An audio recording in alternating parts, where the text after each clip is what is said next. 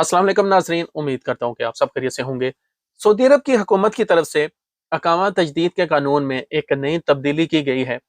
फिलहाल ये सिर्फ ट्रांसपोर्ट के शोबे के लिए है, लेकिन ये आने वाले वक्त में तमाम शोबों पर ये कानून लागू होने वाला है। तो आप सबसे रिक्वेस्ट है कि आपने ये शॉर्ट वीडियो एंड तक लाजमी देखनी है, और अगर आप सऊदी अरब की डेली अपडेट्स जानना चाहते हैं तो हमारा यूट्यूब चैनल लाजमी सब्सक्राइब कर लें, और अगर आप ये वीडियो फेसबुक पर देख रहे हैं तो 57 टीवी लाजमी फॉलो कर लें। अगर आप सऊदी अरब में ड्राइवर का वीजा लेकर आने का सोच रहे हैं, या सऊदी अरब में किसी फर्दी मुसस्से से वीजा लेकर आज़ाद काम कर रहे हैं, किसी छोटी कंपनी में काम करते हैं, तो आपने ये शॉर्ट वीडियो एंड तक लाजमी देखनी है। लेकिन अगर आप किसी बड़ी कंपनी में काम करते हैं तो फिर आप बेशक ये वीडियो ना देखें। सऊदी गवर्नमेंट का ये कहना है कि अगर किसी का अकामा साइक शहाना का है, यानी ट्रेलर ड्राइवर का है, तो वो अकामा अब तभी तजदीद होगा जब मुसस्से या कंपनी के पास ये प्रूफ होगा कि उनके पास ट्रेला मौजूद है। इसके अलावा इसकी दूसरी शर्त ये है कि जो वजारत है सऊदी अरब में ट्रांसपोर्ट की, उनकी तरफ से आपके पास एक पेपर होना चाहिए। वो पेपर आप तभी हासिल कर सकते हैं जब आपके ट्रेले का फहज वैलिड होगा, और इसके अलावा आपके ट्रेले का इस्तेमाल वैलिड होगा।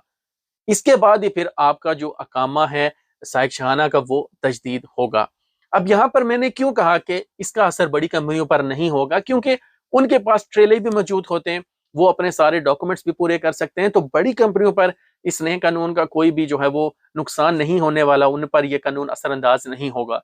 असल में जो मसला बनने वाला है वो फर्दी मुसस्से वालों के लिए मसला बनने वाला है, जो लोग आज़ाद काम करते हैं।